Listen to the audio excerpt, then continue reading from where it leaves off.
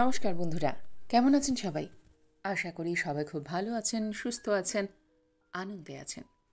আপনাদের সবাইকে আমার চ্যানেলে স্বাগত জানাই। আজ আমি আপনাদের পড়ে শোনাব সুচিত্রা ভট্টাচার্যের লেখা গল্প আছি।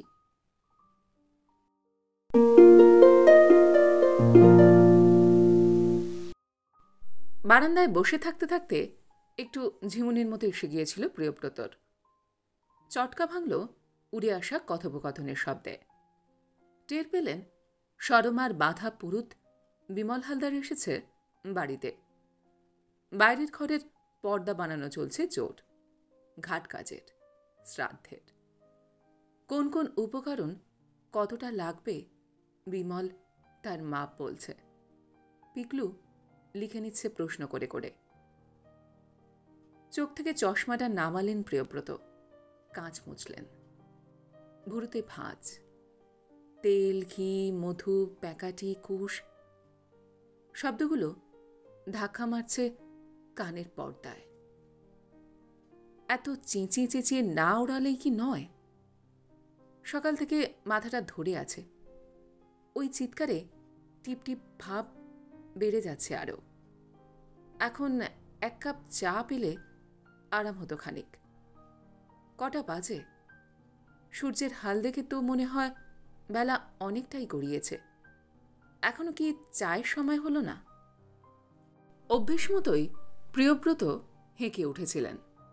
সরমা, কেটলি চড়িয়েছে? প্রশ্নটা কণ্ঠনালীতেই থমকে রইল। ফ্যাকাশে হাসি ভেসে উঠেছে ঠোঁটে, ভূষকালি মাখা হ্যারিকেনের আলোর মতো। আশ্চর্য, ৮-৮টা দিন হয়ে গেল, সরমা নেই। এখনো কেন যে তার অনস্তিত্বটা ধাতস্থ হল না। প্রিয়ব্রতর ক্ষোভটা ফের জাগিয়ে উঠল। একটা অক্ষণ জ্বালা, সঙ্গে বোধহয় খানিকটা পোড়াও আছে। বলা নেই কওয়া নেই, ড্যাং ড্যাং করে কেমন চলে গেল সরমা, একেবারে বিনা নোটিশে। এতটুকু প্রস্তুতির অবকাশ দিল না। অবশ্য মৃত্যু আসন্ন জানলেও কি মনকে পুরোপুরি তৈরি করা যায়? ৮ দিন আগের সন্ধ্যাটাকে আবছা আবছা দেখতে পাচ্ছিলেন প্রিয়ব্রত। রোজকার মতোই পুজো টুজো সারল সরমা। টিভিতে খানতিনেক সিরিয়াল কিনল। ৯টা নাগাদ খাওয়া দাওয়া। নাতনির জ্বর যাচ্ছিল না বলে মেয়েকে ফোন করে তার খোঁজখবর নিল স্বভাব মতো। ফুলকপির ডালনায় ঝাল বেশি দেওয়া নিয়ে স্বামী স্ত্রীতে মৃদু বিতণ্ডাও হয়েছিল, যেমন হয় নিত্যদিন। তারপর রাতে বিছানা টিছানা করে মশারি পর্যন্ত টাঙালো নিজের হাতে। ঠান্ডা পড়েছে বলে জানালাটা বন্ধ করা, ঠাকুর প্রণাম, বাতিগ্রস্তের মতো খাটের পাশে চেয়ার টেনে এনে তার উপরে জল রাখা। কোনো নিয়মেরই ব্যত্যয় ঘটেনি। তখনও সরমা দিব্যি সুস্থ, দিব্যি স্বাভাবিক। মশারিতে ঢুকে কি যে হলো, হঠাৎ এক মৃদু আর্তনাদ, পরক্ষণে সংজ্ঞাহীন। সঙ্গে সঙ্গে ডাক্তারকে কল, মেয়ে জামাইকে ফোন। ডাক্তার বাড়িতে পা রাখার আগেই সব শেষ। চিকিৎসা করার সুযোগটা পর্যন্ত মিলল না। কোনো মানে হয়? নিখাত প্রেশার সুগারের রোগ বাঁধিয়ে বসেছিল সরমা। বোঝার তো জো নেই। কোশমিনকালেও চেকআপ ফেকআপের ধার ধারেনি। প্রিয়ব্রতকে ঠেলে ঠেলে ডাক্তারের কাছে পাঠাবে, অথচ নিজে তিনি স্টেটওয়ালাদের ছায়া মারাবেন না। বললেই বড় বড় লেকচার। আমি তোমার মতো হেঁপোকেশ রোগী নই, নিজেকে সামলাও, তাহলেই হবে।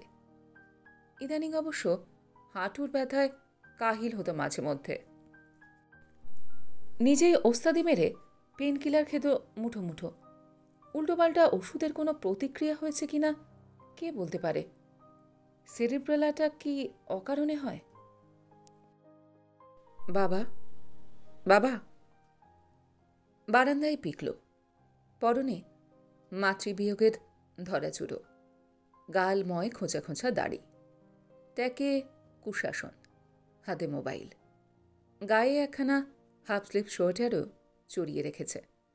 এখনও শীত তেমন একটা পড়েনি, তবুও সরমা বড্ড পুদু পুদু করে মানুষ করেছে ছেলেটাকে। চশমাখানা পরে নিয়ে সোজা হলেন প্রিয়ব্রত।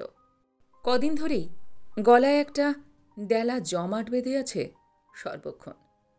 গলা ছেড়ে ডেলাটাকে সরানোর চেষ্টা করলেন। কৃত্রিম সপ্রতিভ ভাব ফোটালেন স্বরে।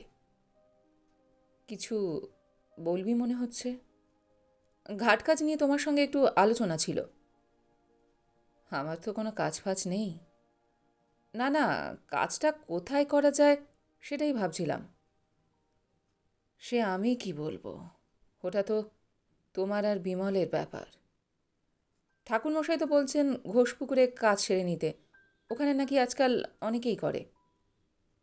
ভালো, তাই করো, ঝঞ্ঝাট কম।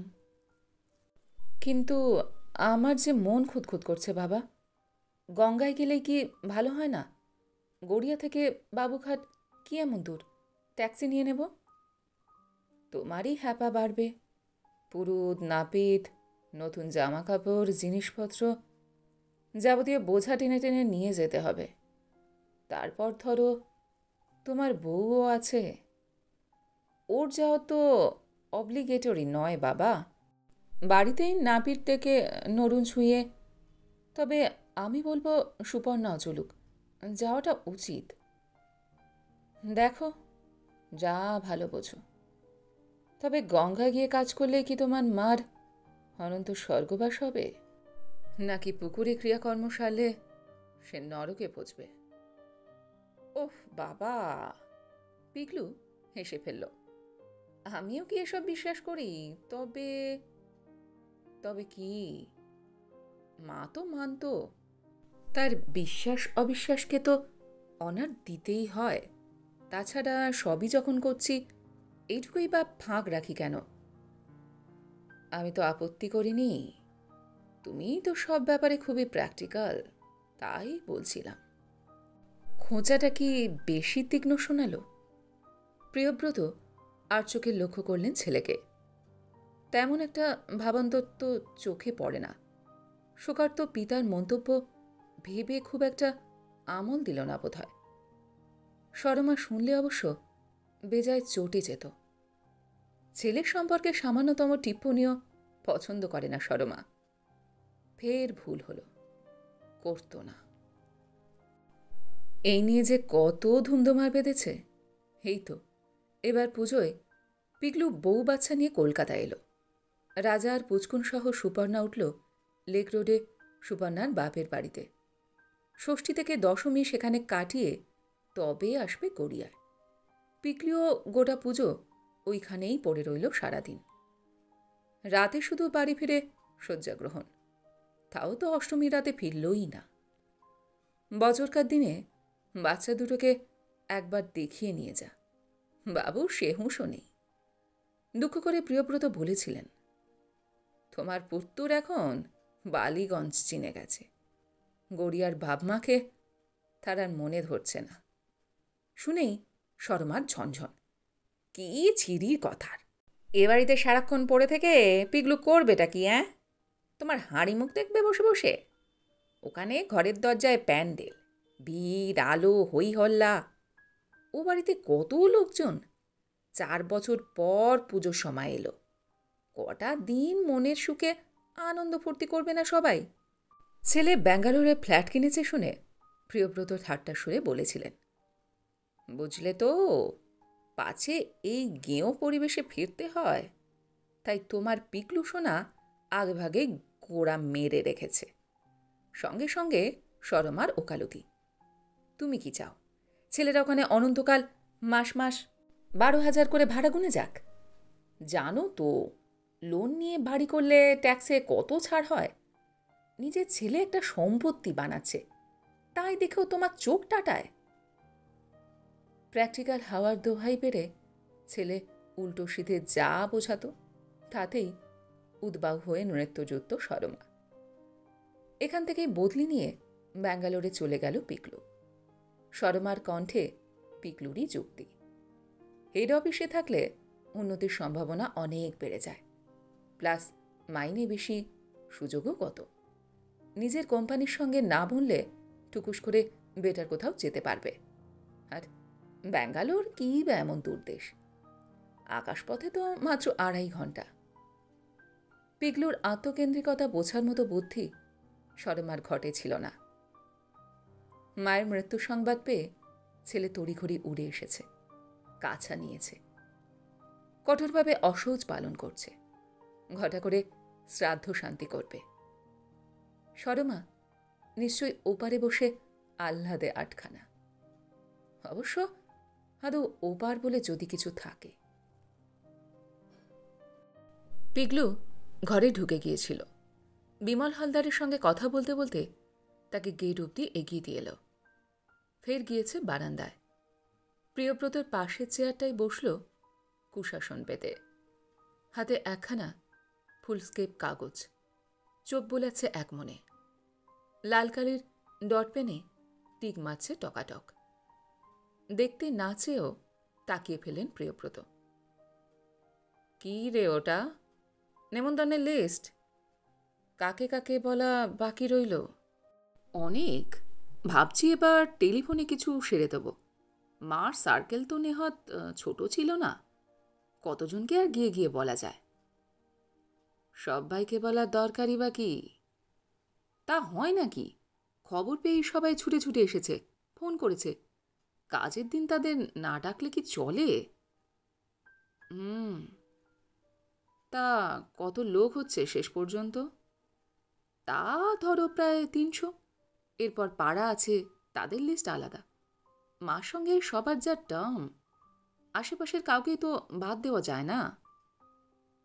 তা বটে। দুনিয়া শুধু সকলেই তো সরমার বন্ধু পরিজন। একসময় ভবানীপুরের বাড়িতে ভয়ানক উৎপাত ছিল আত্মীয় স্বজনের, ওই সরমার কারণেই।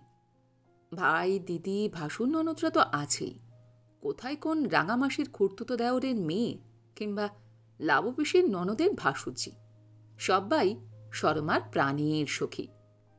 দিনভর ক্রিং ক্রিং আর খুটুর খুটুর ডায়াল, ভিড়ভাট্টা, হট্টগোল, লোকজনের সঙ্গে গলাগলি মাখামাখি কোনো কালেই প্রিয়ব্রতর বরদাস্ত হয় না।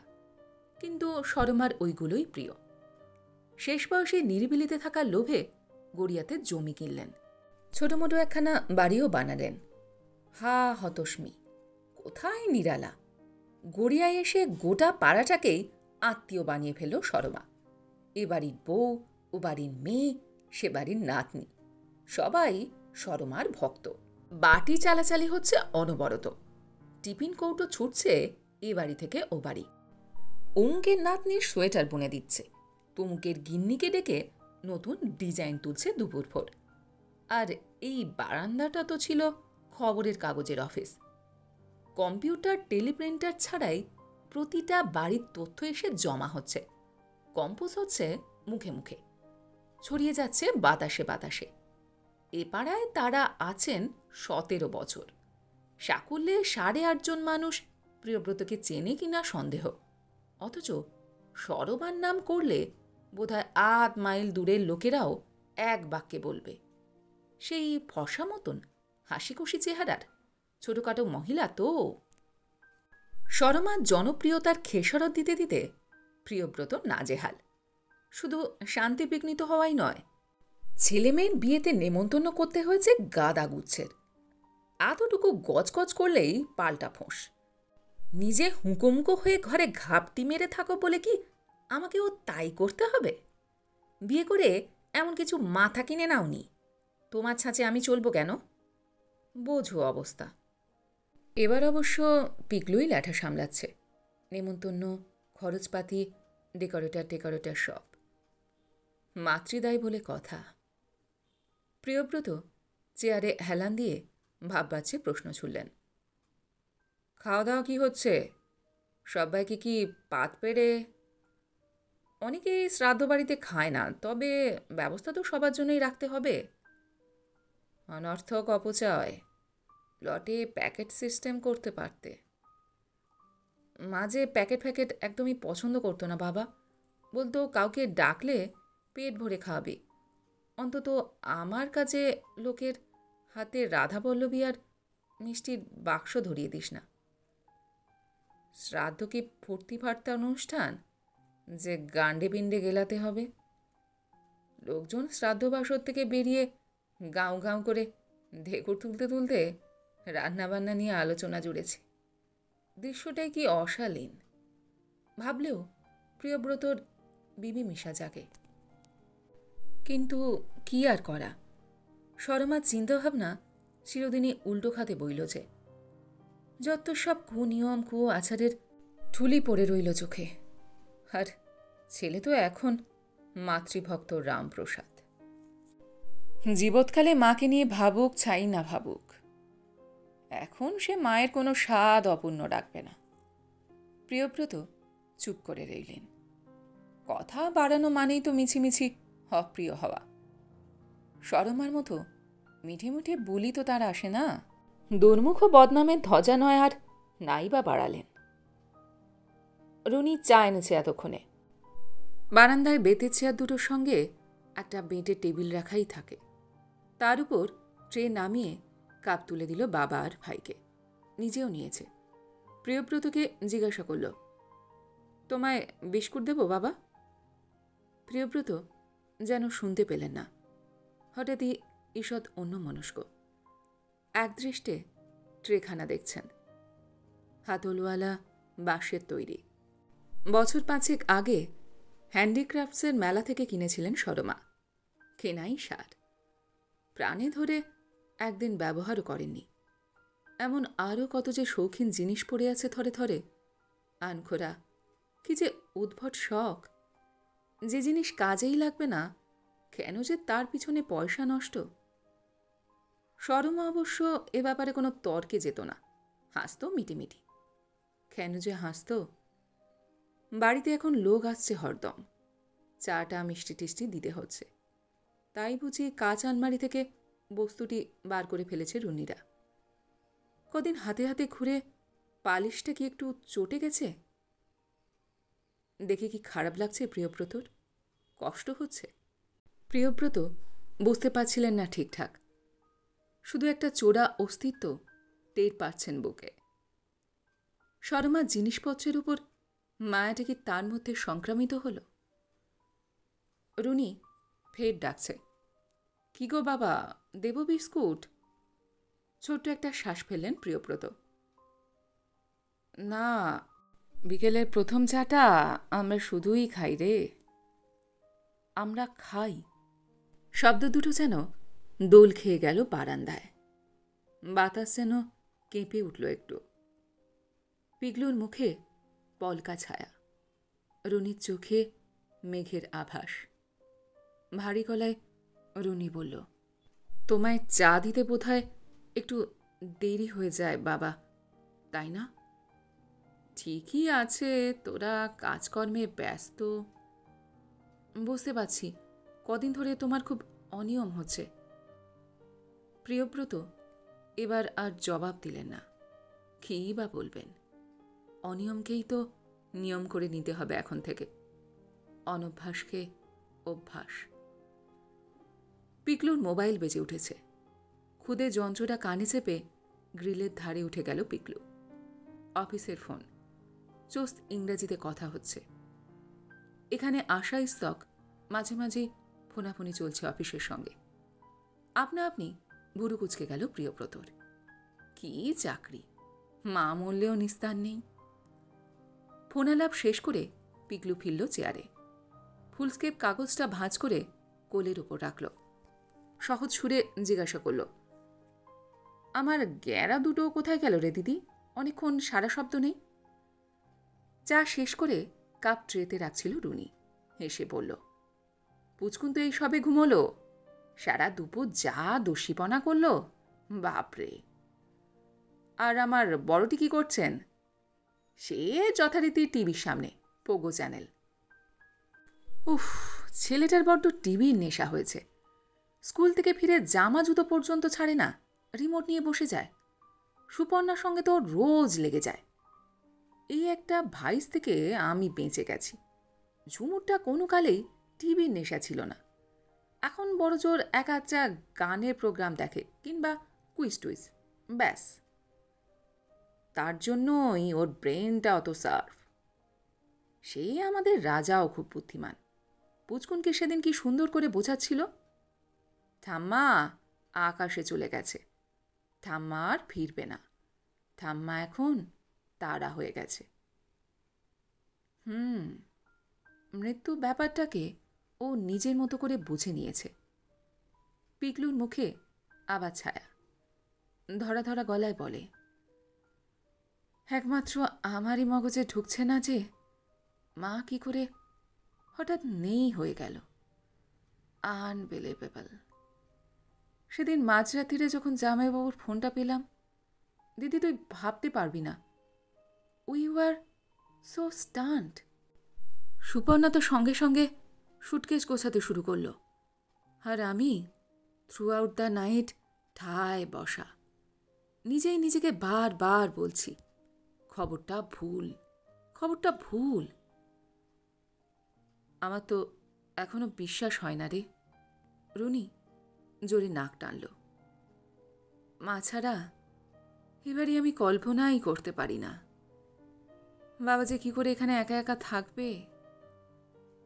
কি যে তুই বলিস, বাবা এখানে থাকবে কেন? বাবা আমার সঙ্গে যাবে। পিকলু ঝুঁকে প্রিয়ব্রতর কবজি ছুল। কি যাবে তো? উফু নয়, তুমি আমার কাছে থাকবে। ফার্স্টলি ফাঁকা বাড়িতে তোমার বাস করাটা আমরা অ্যালাউই করব না। সেকেন্ডলি ব্যাঙ্গালোরের ক্লাইমেট তোমার খুব স্যুট করবে। তুমি নিজেই দেখেছ, না গরম না ঠান্ডা, না ড্রাই না wet, ideal place for your age and health. সরাসরি কথাটার প্রতিবাদ করতে পারল না প্রিয়ব্রত। গত 8 বছর ধরে তিনি বার কয়েক গেছেন ব্যাঙ্গালোরে। প্রথমবার অবশ্য স্বেচ্ছায় নয়, সরমার জোড়াজুড়িতে। পিকলু তার আখের গোছাতে বাবা মাকে ফেলে কেটে পড়ল। সে ডাকলে অমনি ল্যাং ল্যাং করে ছুটতে হবে। প্রিয়ব্রত অন্তত সেরকম বাবা নন। তবে যাই হোক, গিয়ে পড়ার পর কিন্তু মন্দ লাগেনি। চমৎকার শহর, সুন্দর সুন্দর বাড়ি, অজস্র পার্ক, এখনও অনেক সবুজ আছে, বাতাস মোটামুটি নির্মল। পুচকুন তখনও হয়নি। ছোট্ট রাজাকে নিয়ে সময় কেটেছে হু হু করে।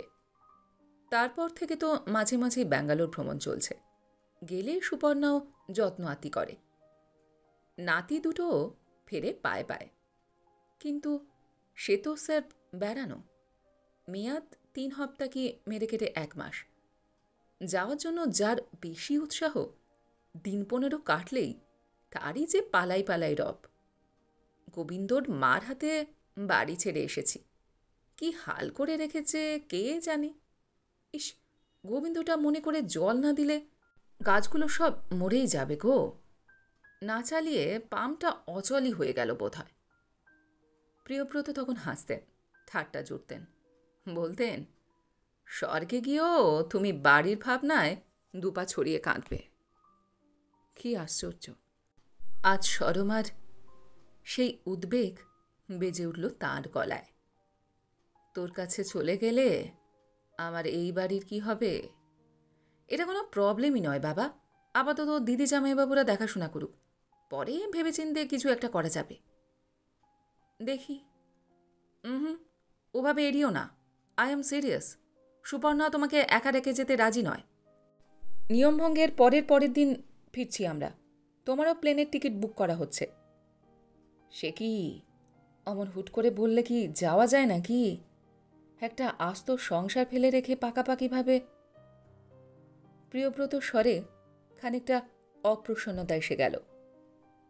এমন চটজলদি সিদ্ধান্ত নেওয়া তার ধাতে নেই, ভালোও লাগছে না। তিনি কি এখন বোঁচকা যে কাঁধে ফেলে দৌড়তে হবে? পিকলু কিন্তু হাসছে। তোমার আবার সংসার কি? কিছু মনে করো না বাবা, সংসার তো ছিল মাঠ, তুমি তো থাকতে পেইং গেস্টের মতো। বাজার করা ছাড়া কুটুটি পর্যন্ত নাড়তে হয়নি তোমাকে। ওখানে তো তোমার সেই পরিশ্রমটুকুও থাকবে না। খাও দাও, ঘোরো, হাঁটো, চলো, ফেরো, বইপত্র নিয়ে ডুবে থাকো, একেবারে তোমার মনের মতো লাইফ। দুদিকে মাথা নাড়লেন প্রিয়ব্রত। হয় না, হয় না, কারণটা ছেলেকে ঠিক বোঝাতেও পারছেন না। আরও যেন তাই অসহায় লাগছে নিজেকে। জাগতিক হিসেবে তার তো চলে যাওয়াই শ্রেয়। তার প্রেশার আছে, লাঞ্চের অবস্থাও ভালো নয়। রাতবিরেতে অসুস্থ হয়ে পড়লে বিচ্ছিরি পরিস্থিতি হবে। মেয়ে জামাইও অতান্তরে, কাজের লোকের ভরসায় পড়ে থাকা। তবু কোথায় যেন একটা বাজছে, কোথায় যে। রুনি বাবাকে দেখছিল, বোধহয় অনুমান করতে পারল প্রিয়ব্রত দোলাচল। পিগলুর দিকে ফিরে বলল, শোন, অনর্থক তাড়াহুড়ো করিস না। বাবার মনটাকে একটু থিতু হতে দে। তোরা নিশ্চিন্তে চলে যা। আমি নয় কদিন এখন বাবার কাছে এসে থাকব। আর ঝুমুরের অ্যানুয়াল পরীক্ষা শেষ হয়ে গেলে আমরা তো সবাই ব্যাঙ্গালোর যাচ্ছি, তখন নয় বাবাও। পিগলু মাথা দোলালো। সেটা অবশ্য মন্দ নয়। ইন দ্য মিন টাইম আমরা নতুন ফ্ল্যাটে শিফট করে যাব। বাবাকে মাল টানাটানির দক্ষযুগে থাকতে হবে না। তোরা পজিশন পাচ্ছিস কবে? অরিজিনালি তো নভেম্বরে ডেট ছিল, তা সে ডেট তো কবেই পেরিয়ে গেছে। এখন বলছে 1 জানুয়ারি, আমরা ধরে নিচ্ছি 15। দেরি করছে কেন? করছে কি সব কমপ্লিশন সার্টিফিকেট বাকি। তোদের হাউজিংয়ের লোকেশনটা ঠিক কোথায়? সাউথ ব্যাঙ্গালোরেই তো? পুরো দক্ষিণ নয়, একটু পূব ঘেঁষা। আমাদের মেইন অ্যাডভান্টেজ যেটা হবে, সুপর্ণা স্কুলটা খুব কাছে। সকালে অটো না পেলে হেঁটে মেরে দেবে। তবে আমার অফিস বা বাজার স্কুলের ডিস্ট্যান্স খুব কমছে না, সেই 8টা বাজতে না বাজতেই দৌড়। সেদিক দিয়ে বাবা আমরা বেশ আছি। তোর জামাইবাবুর অফিস, ঝুমুরের স্কুল খুব কাছাকাছি। এখন ঈশ্বর করুন মেয়েটার মাধ্যমিকের রেজাল্টটা যেন ঠিকঠাক হয়, ওকে যেন স্কুল পাল্টাতে না হয়। ঝুমুরকে নিয়ে তোর চিন্তা নেই রে, ও দারুণ রেজাল্ট করবে। অঙ্কে যা মাথা। ওটা বাপের ধারা পেয়েছে। লিটারেচারেও বাপ কাপেটি, 1 নম্বরের ঢ্যাঁড়স। এবার ক্লাস 10-এ উঠলে ভাবছি টিউটার বদলাবো, অন্তত ইংরাজি। রাজাও ভাষা নিয়ে বেশ মার খাচ্ছে রে, স্পেশালি কর্নারটা। ও কবজাই করতে পারছে না। পুচকুনটা কি করবে কে জানে। ওদের কিন্ডার গার্ডেনে বুঝি কর্নার নেই? ওটাই তো বাঁচুয়া। সামনের বছর থেকে রাজা স্কুলে দেব, তখন হবে বাম্বু। মায়ের মৃত্যু, বাবার একা থাকার সমস্যা ছেড়ে ভাই বোন ঢুকে পড়েছে নিজেদের বৃত্তে। প্রিয়ব্রত অখুশি হলেন না, বরং যেন স্বস্তি পেলেন মনে মনে। উঠে পড়েছেন চেয়ার ছেড়ে। কোথায় চলে বাবা? অনেকক্ষণ বসে আছি, হাঁটি, কোমরটা ছাড়াই। বাড়ির সামনটায় ছোট বাগান, প্রিয়ব্রত সরমার নন্দনকানন। গেট পর্যন্ত মোরাম ঢালা রাস্তার ডান দিকটা প্রিয়ব্রতর, বাদিক সরমার। ডাইনে ফুল, বাঁয়ে সবজি। বাড়ি করার পর জায়গাটা বহুকাল অযত্নেই পড়েছিল। আগাছা গজাত, লোক ডেকে মাঝে মধ্যে কাটিয়ে ফেলা হতো, ব্যাস। চাকরি থেকে অবসর নেওয়ার পর প্রিয়ব্রতকেই প্রথম গাছগাছালিতে পেল। নার্সারি থেকে ভালো জাতের গোলাপ চারা এনে পুঁতলেন জমিতে।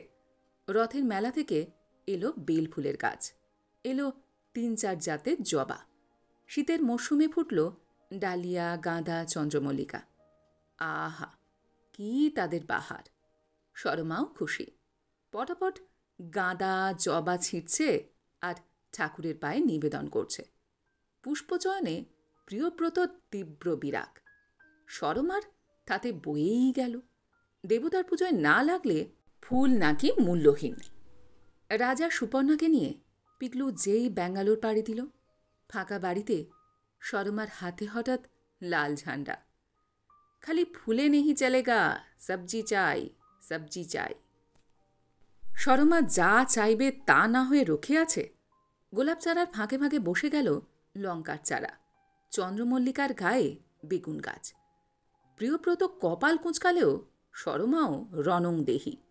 অগত্যা শান্তি বজায় রাখতে বাগান হিন্দুস্তান পাকিস্তান। তোমার ভাগে তুমি যত খুশি উচ্ছে, বেগুন, পটল, মূলো ফলাও, আমার ভাগে শুধু ফুলই ফুটবে। তুমি আমার ফুল ছোবে না, আমিও তোমার লেবু লঙ্কায় জিভ ঠেকাবো না। তা শেষ অবধি গোটা অবশ্য ধরে রাখতে পারেননি প্রিয়ব্রত। খেয়েছেন সরমার লেবু লঙ্কা ধনেপাতা, সঙ্গে 4টে টিপ্পনিও গিলেছেন।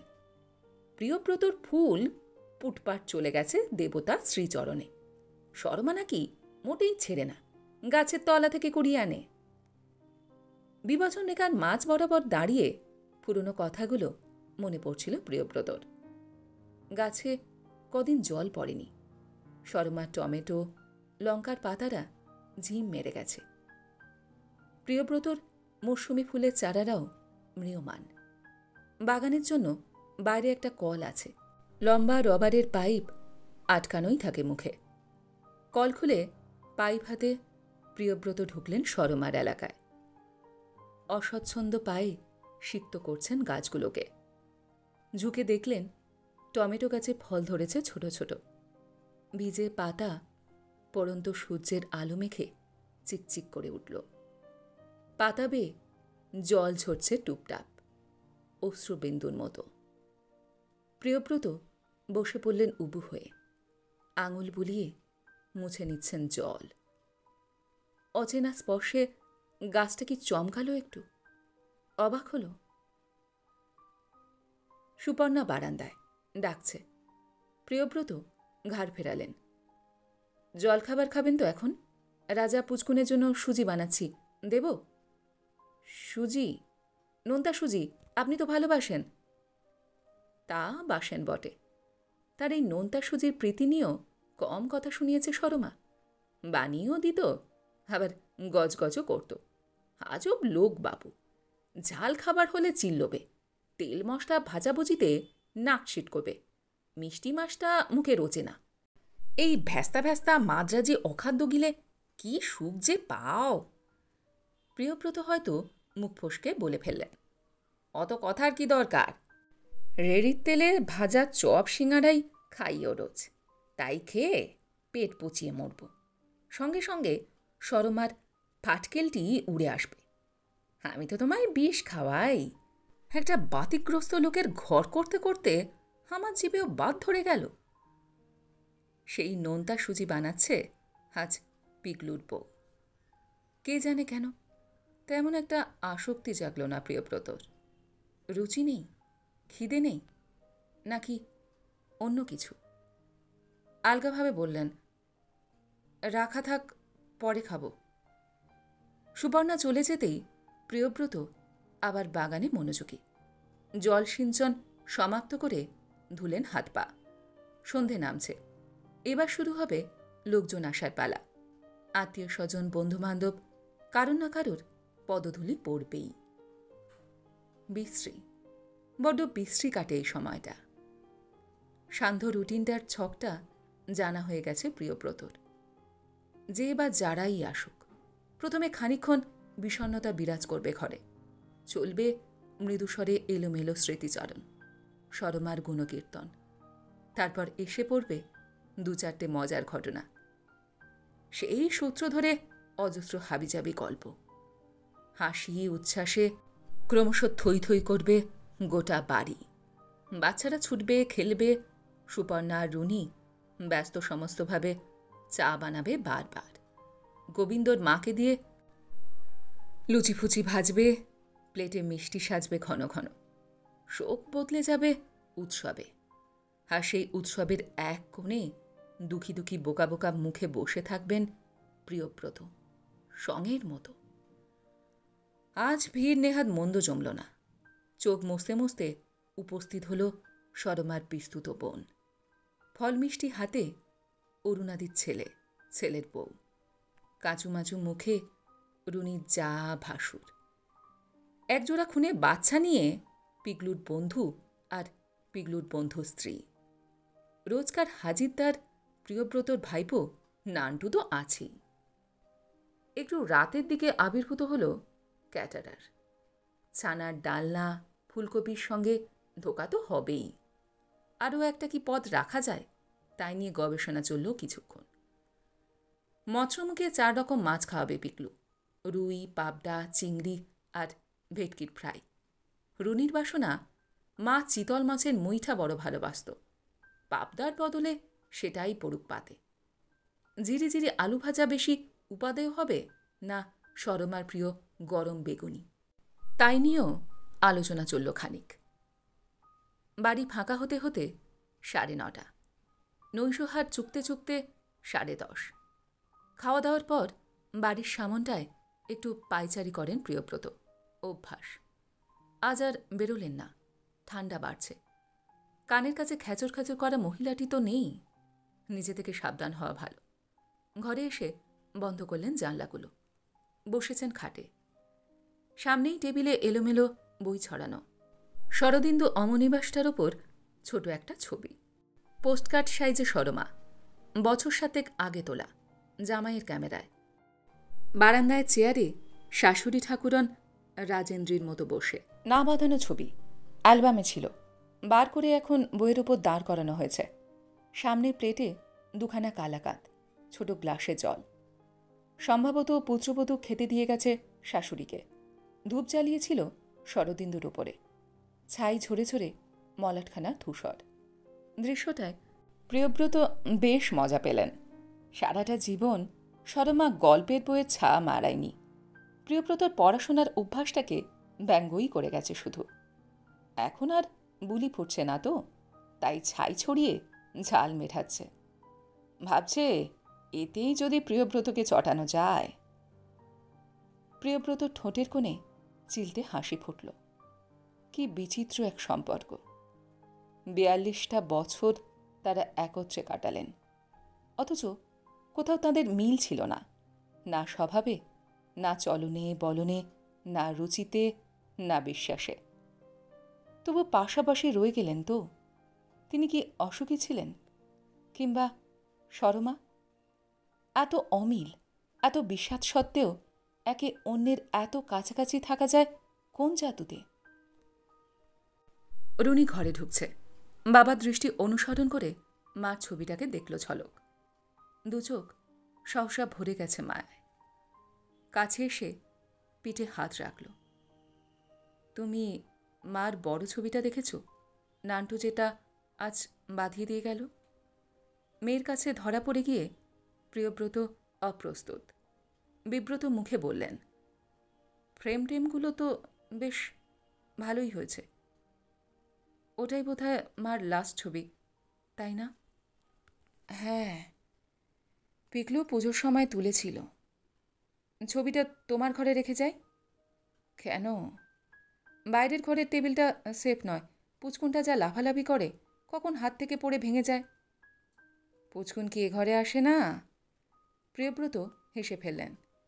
শ্রাদ্ধের দিন অবধি টিকিয়ে রাখতে গেলে বরং কোনো আলমারির মাথায় তুলে রাখ। রুনি আর পিড়াপিড়ি করল না, একটু চুপ থেকে জিজ্ঞাসা করল, ওষুধ খেয়েছ? এখন খাবো। হুম, এক্ষুনি খাও। ওঠো, বিছানাটা করে দিই। খাট থেকে নেমে প্রিয়ব্রত টেবিলের ড্রয়ার খুললেন। হাতড়ে হাতড়ে বার করলেন ট্যাবলেটের স্ট্রিপ। ধাতব ফয়েল ছিঁড়ে বড়ি পড়লেন মুখে, জল দিয়ে গিলছেন। চাদর ঝাড়াঝুড়ি করে মশারি টাঙাচ্ছিল রুনি। ছদ্রিতে কোনটা লাগাতে লাগাতে বলল, কাল সকালে কিন্তু আমায় একবার বাড়ি যেতে হবে বাবা। তুই যে এখন কদিন থাকবি বললি। সে তো আছি, কাল বিকালেই চলে আসবো ঝুমুরকে নিয়ে। আসলে কি জানো, টানা 3 দিন ধরে তো আছি।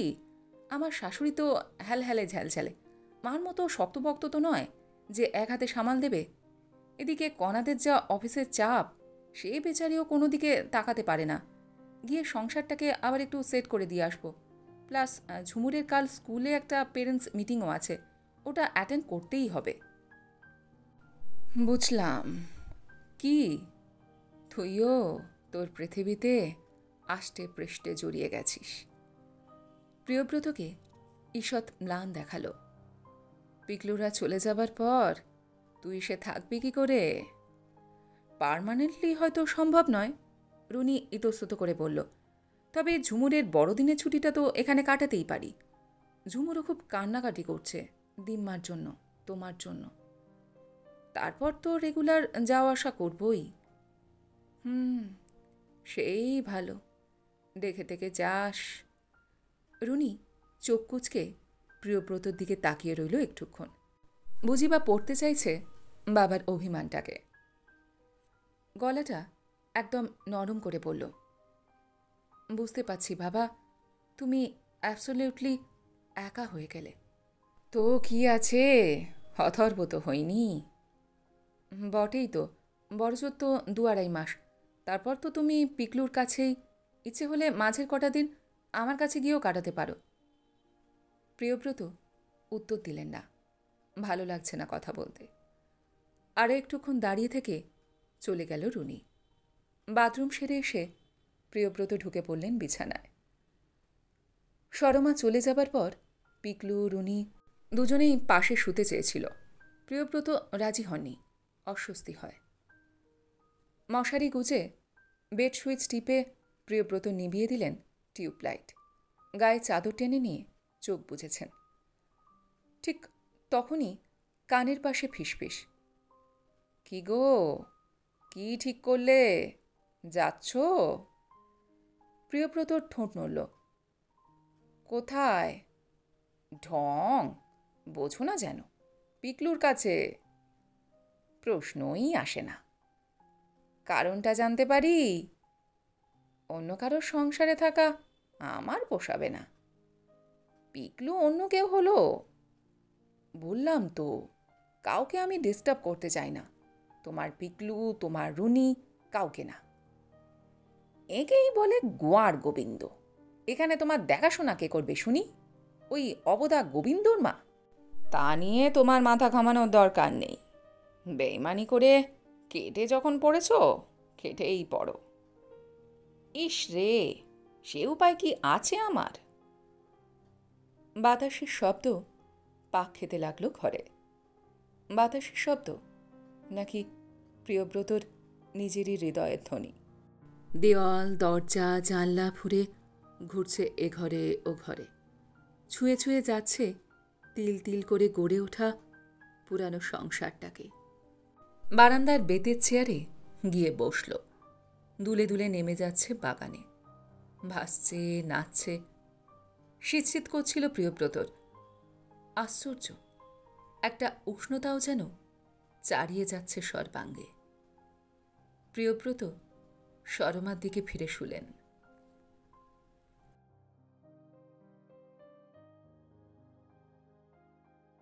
গল্পটি এইখানে সমাপ্ত হল। আপনারা এতক্ষণ শুনছিলেন সুচিত্রা ভট্টাচার্যের লেখা গল্প আছি। গল্পটি আপনাদের কেমন লাগলো, বা আমার গল্পপাঠ আপনাদের কেমন লাগলো, কমেন্ট সেকশনে অবশ্যই লিখে জানান। যদি আমার গল্পপাঠ আপনাদের ভালো লেগে থাকে তাহলে আশা করব লাইক শেয়ার অবশ্যই করবেন। আর এই ধরনের সুন্দর সুন্দর কাহিনী আরও শুনবার জন্য আমার চ্যানেলটিকে সাবস্ক্রাইব করতে ভুলবেন না কিন্তু। তবে আজ এই পর্যন্ত। আমি খুব তাড়াতাড়ি আবারও অন্য কোনো কাহিনী নিয়ে আপনাদের কাছে চলে আসছি। সবাই খুব ভালো থাকবেন, সুস্থ থাকবেন, আনন্দে থাকবেন। নমস্কার।